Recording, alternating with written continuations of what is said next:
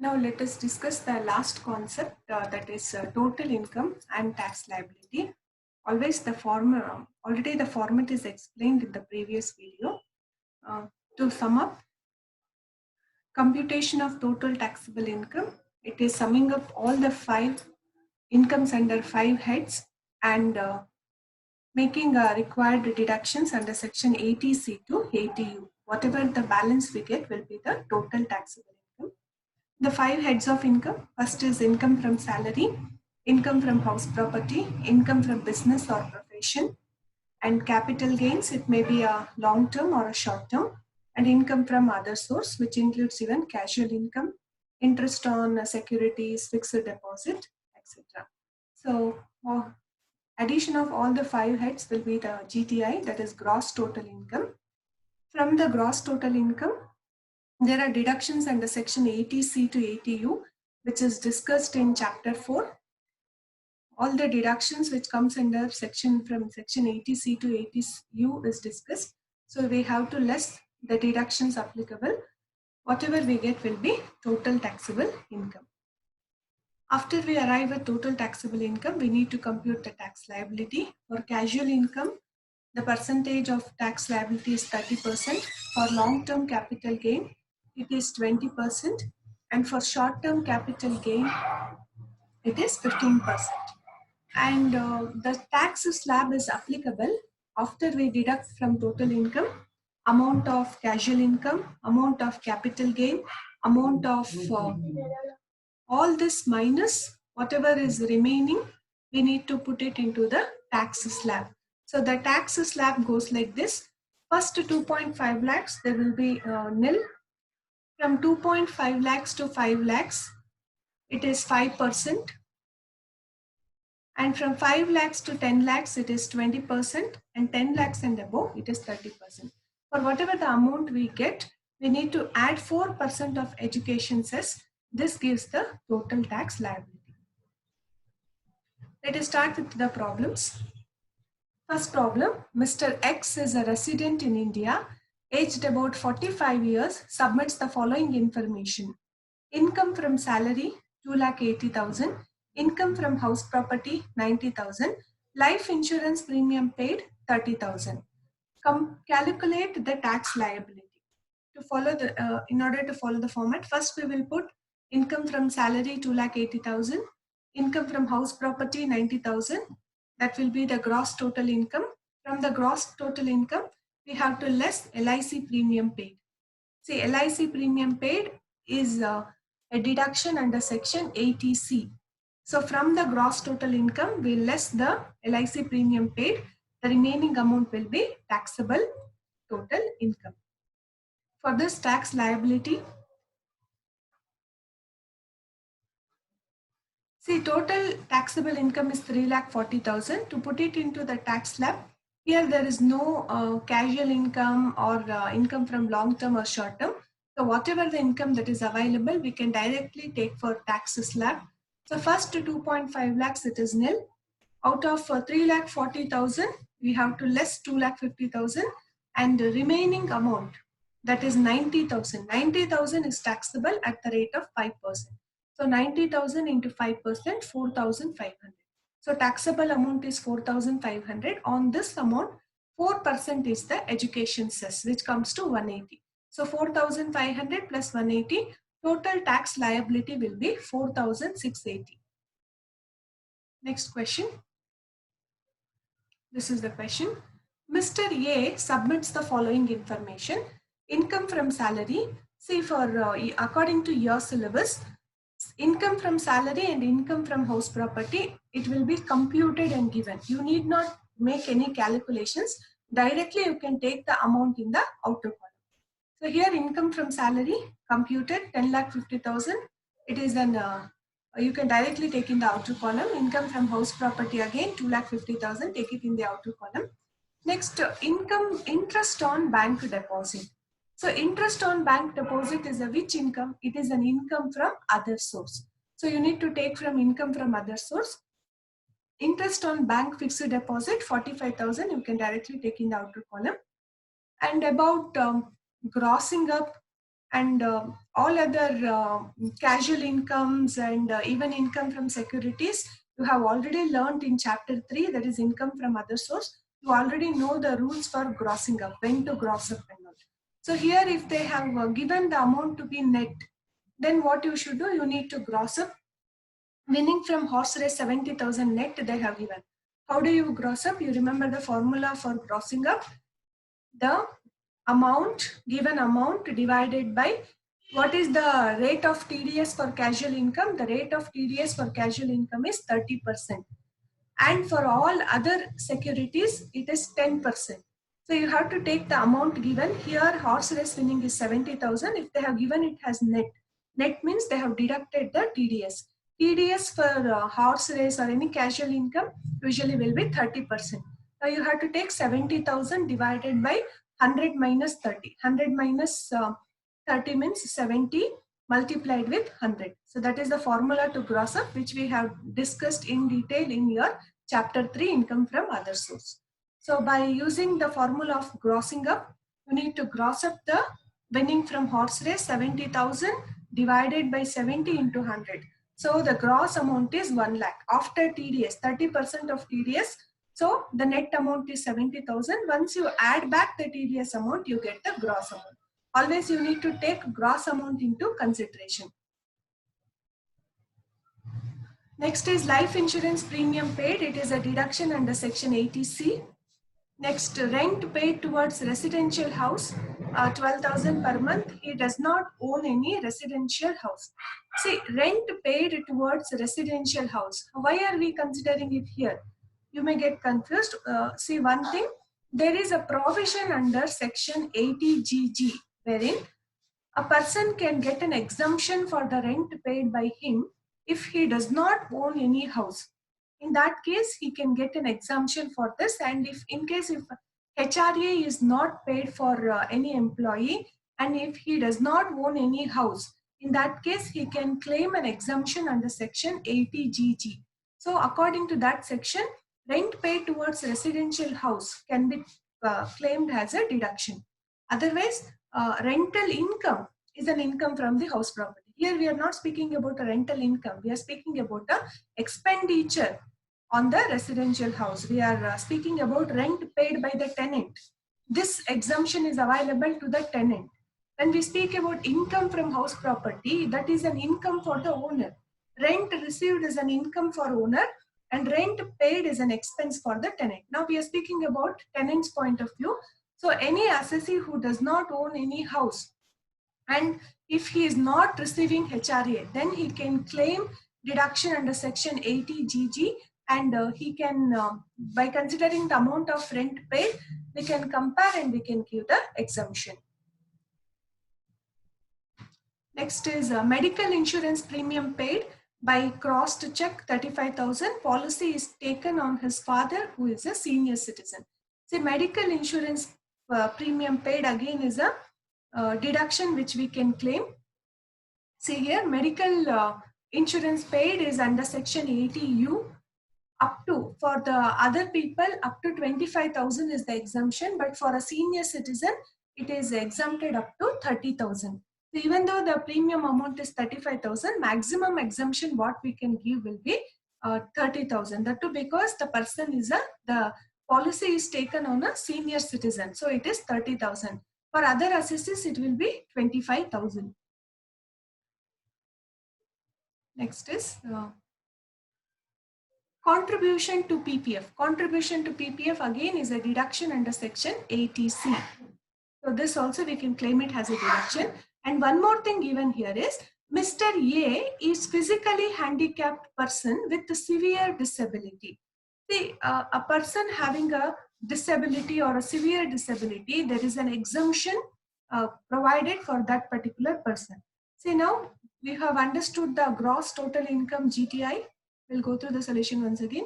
Income from salary, income from house property, income from other source, interest on bank fixed deposit, and winning from horse race. Net was given, we have grossed it up. There's no income from profession and there is no income from the capital gain. Only 3 heads of income is given. Total of these 3 heads of income, we call it as a gross total income. Now from this, we have to deduct the eligible deductions. First deduction is under section 80C to 80CCD. Here the maximum deduction one person can be eligible is maximum of 2 lakhs, which includes 50,000 contribution towards the NPS. If the person is an NPS holder, exemption up to 2 lakhs is available. Without NPS, maximum exemption is available only up to 1.5 lakh. This includes LIC premium paid, contribution to PPF, or any investments made, all the inclusively you can make an exemption up to 1.5 lakh without contributing to NPF.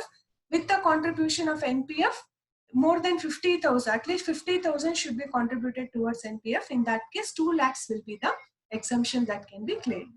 In this question, LIC premium paid is 70,000, contribution to PPF is 30,000, total exemption is 1 lakh.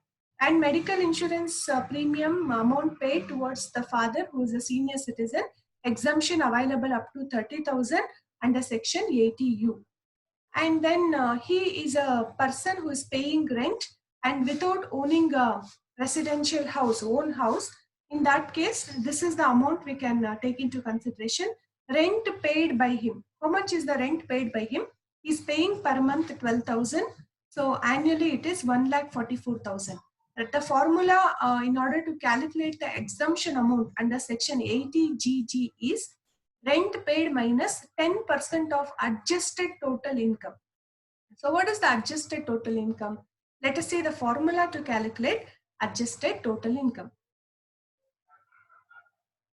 See, adjusted total income is nothing but gross total income minus deduction under section 80C to 80U. In case in the question, if they have any deductions under section 80C to 80U except under section 80G plus casual income. This is the formula to calculate adjusted gross total income. In this question, your gross total income is 14,45,000 less deduction under section 80C. You have an insurance premium, you have a PPF contribution, and also you have a medical insurance premium paid towards the father. And casual income. Casual income, gross amount you will take into consideration. 1 lakh is the casual income. So after deducting deductions under section 80C to 80U and the casual income, the remaining amount we will call it as a adjusted gross total income. From this adjusted gross total income, you have to consider 10%. So rent paid minus 12%, 10% of the adjusted total income. The remaining amount is the deduction that is eligible under section 80GG. Next is, in that again you have to compare 3 things. One is rent paid minus 10% of adjusted total income. Then maximum of 5,000 per month and 25% of the adjusted total income. You have to make a comparison of all the 3 and whichever is lower is the exemption amount under section 80GG. So what are the 3 things to be considered? First one is you have to consider the rent paid by the assessee minus 10% of the adjusted total income. How do you calculate adjusted total income?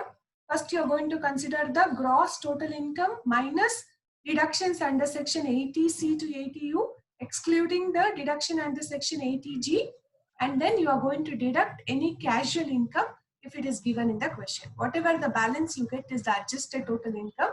So you have to deduct rent paid minus, you have to calculate 10% of the adjusted total income. Remaining amount you need to consider.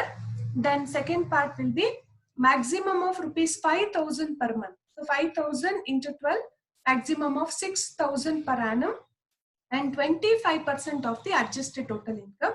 You have to compare these 3 values. Rent paid minus 10% adjusted total income, 5,000 per month, and 25% of the adjusted total income. Whichever is lower, that amount will be considered as the exemption amount under section 80GG. Next is there is one more clause, one more deduction that is available, especially for the person with a severe disability. According to section 80U, if any person has a severe disability, he can claim a deduction of 1,25,000. So in this question, they have specified that the assessee is physically challenged with a severe disability So there is an additional exemption under section 80U, that is 1,25,000. So from the gross total income, after we deduct all this, whatever the balance we get is the total taxable income. To sum up,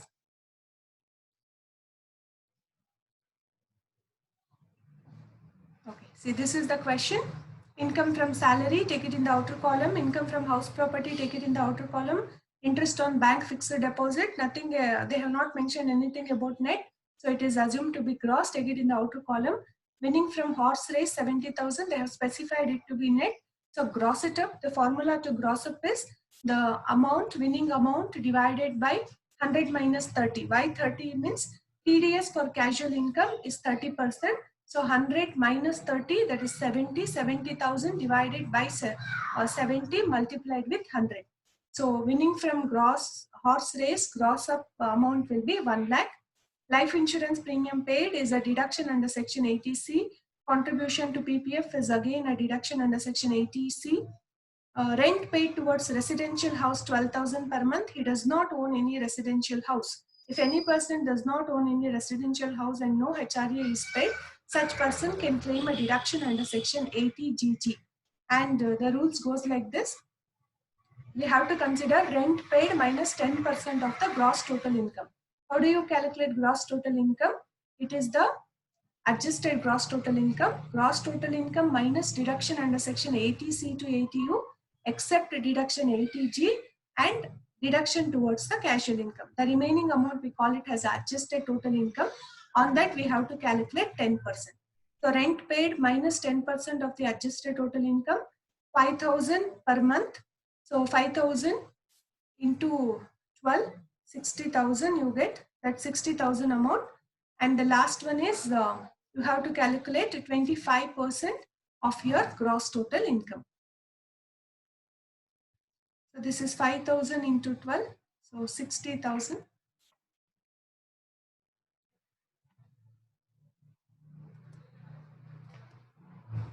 So you have to consider 60,000 here. And then calculate the exemption amount. So 60,000 is the exemption amount. And deduction under section 80U, deduction for a physical deduction for a person with severe disability, it is 1,25,000, and total taxable income is here it is 54,000. No, you can deduct extra. So 30%. Amount will be 11,30,000. Next question. See here. Physically handicapped person with severe disability, there is an exemption under section 80U and he can claim up to 1,25,000. Section 80D, it is a medical insurance premium allowable deduction is maximum of 25,000. And if he is a senior citizen, maximum of 30,000 is the deduction. And section 80U says, for the physically handicapped person with a severe disability, it is 1,25,000. And then the extent of disability. If the extent of disability is less than 40%, the amount will become nil. If the disability percentage is anything between 40% to 80%, it is 75,000. Greater than 80%, which will be considered as a severe disability, the amount of deduction is 1,25,000.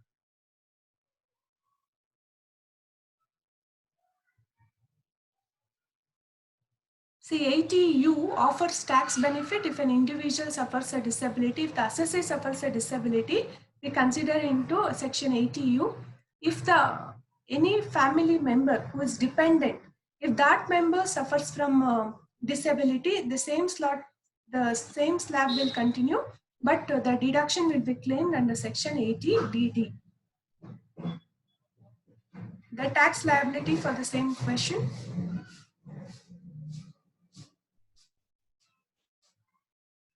Winning from horse race at 30%. So gross amount we have calculated 1 lakh. 30% is the TDS. So tax amount is 30,000. And total income, you have less the casual income. On the remaining amount, the tax slab will be applicable. Up to 2.5 lakhs, it is nil. 2.5 lakhs to 5 lakh, it is 5%, that is 12,500. From 5 lakh to 10 lakh, the difference of 5 lakhs is 20%, that is 1 lakh. And for the remaining amount, the 79,000, the tax rate applicable is 30%. So this is the tax liability on this amount, whatever we arrive, we have to add 4% education cess. The remaining amount will be the tax liability. Next question. Shri Anjaneya has submitted the following particulars for the assessment year 2017-18. Income from salary they have already given. House property income also given. Income from business. So these three you can directly take it in the outer column. Long-term capital gain is given. Short-term capital gain is given. Agricultural income in India. So always remember, agricultural income in India is an exempted income. You can write it in the outer column, exempted. Short-term capital gain is from the sale of equity shares for which security transaction tax was not paid. The security transaction tax, if it is not paid, it is taxable. So short-term capital gain is taxable at a rate of 15%. And long-term capital gain is from the sale of equity shares for which security transaction tax was paid. So when the security transaction tax is paid, here it will not become taxable. You can exempt long-term capital gain if the security transaction tax is already paid. Now in the solution, you can take it. Income from salary 4 lakh, income from house property 2 lakh, income from business 5 lakh. Long-term capital gain has security transaction tax is paid, it is exempted. Short-term capital gain is taxable. Agricultural income in India is exempted. So total taxable income is the addition of the 4. See, the profits earned from the sale of security transaction tax, the paid shares that are listed on recognized stock exchange are tax exempted as per section 10 subsection 38 of Income Tax Act, which means no tax will be levied on such long-term capital gain. So according to section 10 of subsection 38, if security transaction tax is paid, so long-term capital gain will not be taxable. In case if it happens to the short-term capital gain, it is taxed at a concessional rate of 15%. Now the tax liability.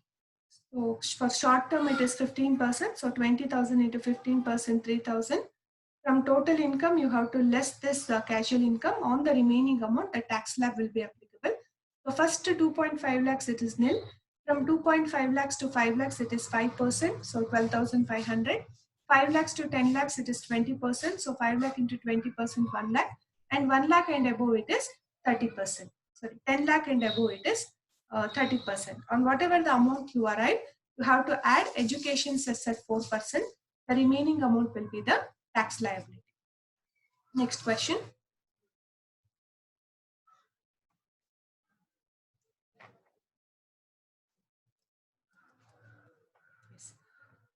Ms. Kirti, a resident, submits the following particulars of her income and expenditure.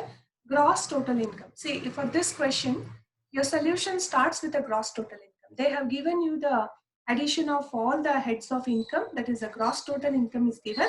Now we need to just consider the deductions applicable for whatever the claim that can be made.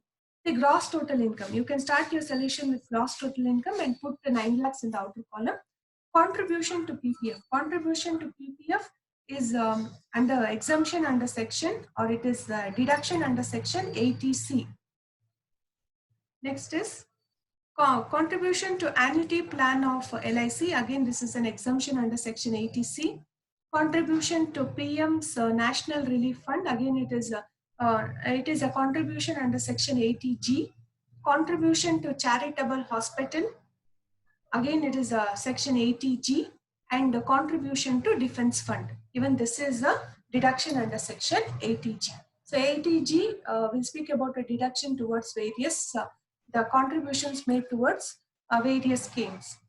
So contribution to PPF under section 80C, contribution to annuity plan of LIC under section 80C, and deduction under section 80G is contribution to PM's National Relief Fund, contribution to charitable hospital, and contribution to defense fund. So from gross total income, we have to less all these deductions. Whatever we get is the total taxable income. Next, Ms. Sunita submits the following particulars. So computed salary income is given, house property income is given.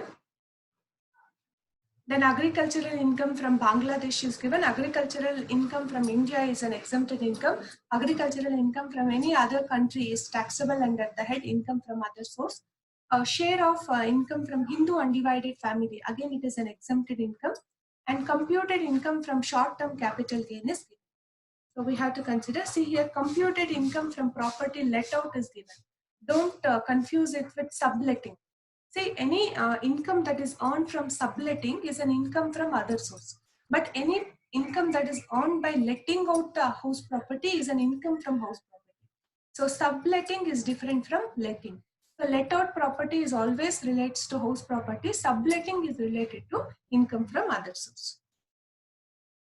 And expenses or the deductions that is made is life insurance premium paid is 28,000, sum assured is 25 lakhs, medical insurance premium paid is 18,000, loan payment towards home loan installment 20,000, contribution of 20,000 to Swachh Bharat Kosh set up by the central government. Now let us see the possible deductions and the gross total income.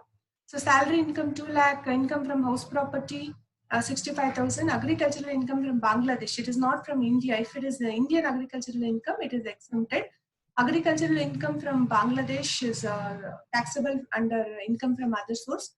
Share of income from Hindu undivided family is exempted. Computed income from short-term capital gain is taxable. So adding all these incomes, we get gross total income. From this, we need to claim the deductions. See, life insurance premium paid, 28,000 is there.